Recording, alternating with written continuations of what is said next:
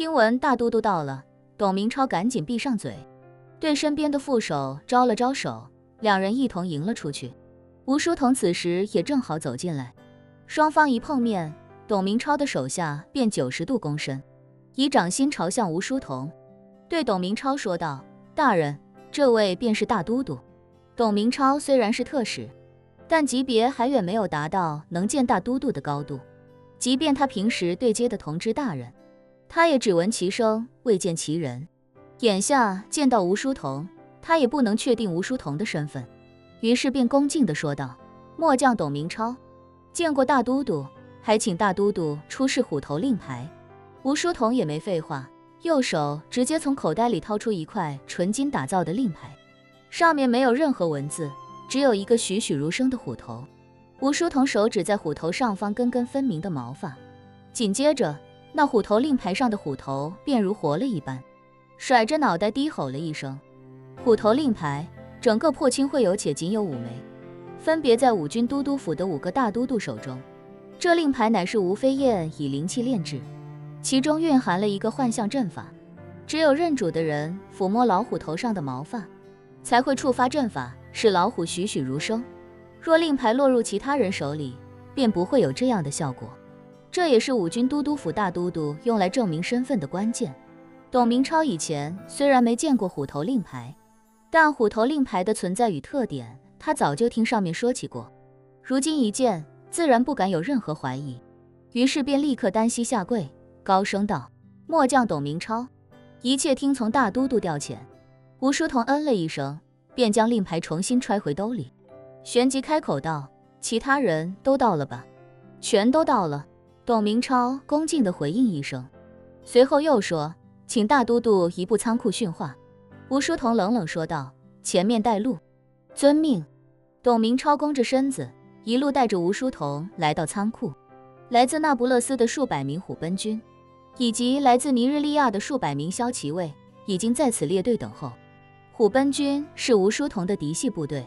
而尼日利亚的那些骁骑卫也已经见过他了，所以他一进来，众人便不约而同地立刻下跪，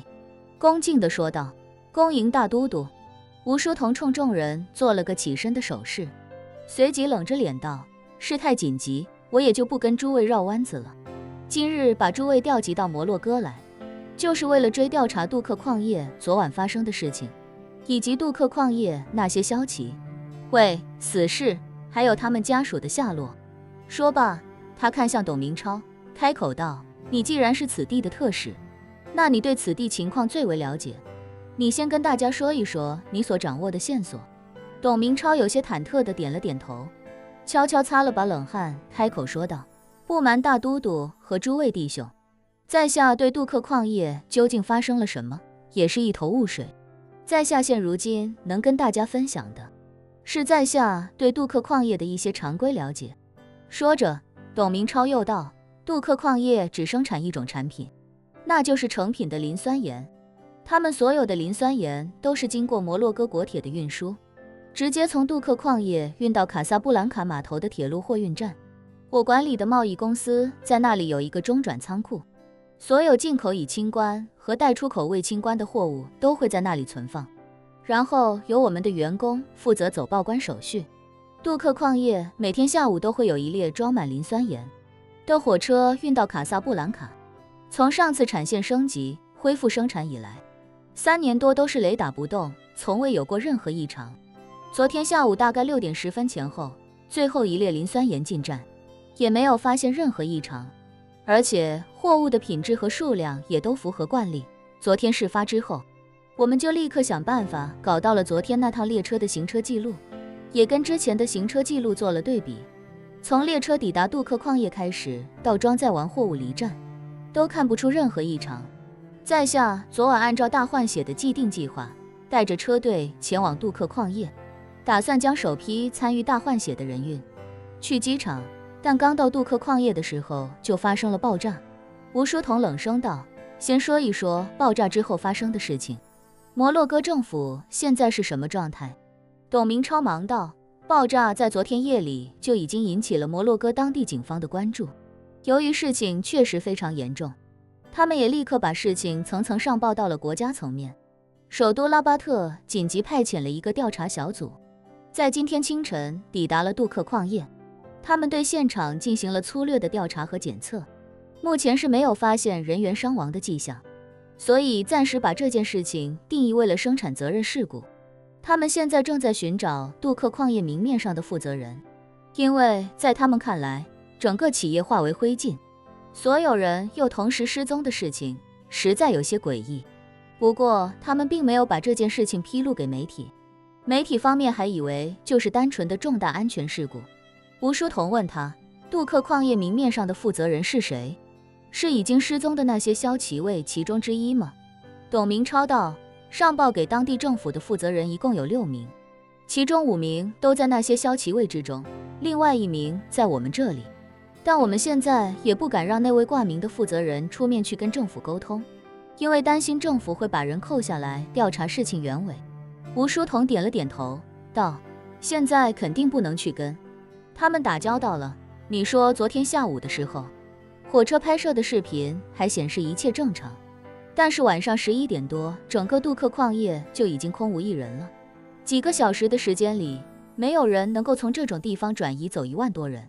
唯一合理的解释就是对方早就已经开始悄悄转移了，只不过为了不让你们有所察觉，他们每天的货物供应还在持续。董明超忙道，大都督所言甚是，想来事实应该正如您所说。吴书彤道，所以接下来我要把诸位分成3个大队，每个大队负责一个调查方向。众人一听这话，立刻站直身体，齐声道，谨遵大都督吩咐。吴书彤道，第1个队伍要以杜克矿业作为关键点，调查一下最近这些天有没有人去过杜克矿业，查沿途所有能够查到的摄像头，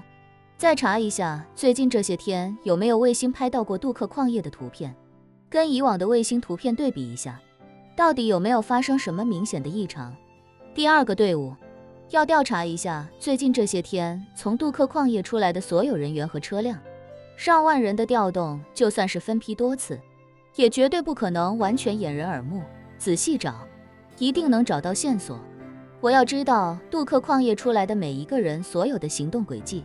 第3个队伍负责在以杜克矿业为原点，向周边不断扩散，进行地毯式搜寻。上万人不可能立刻就被撤离出境，他们肯定藏在摩洛哥的某个地方，就算是挖地3尺，也要把他们给我找出来。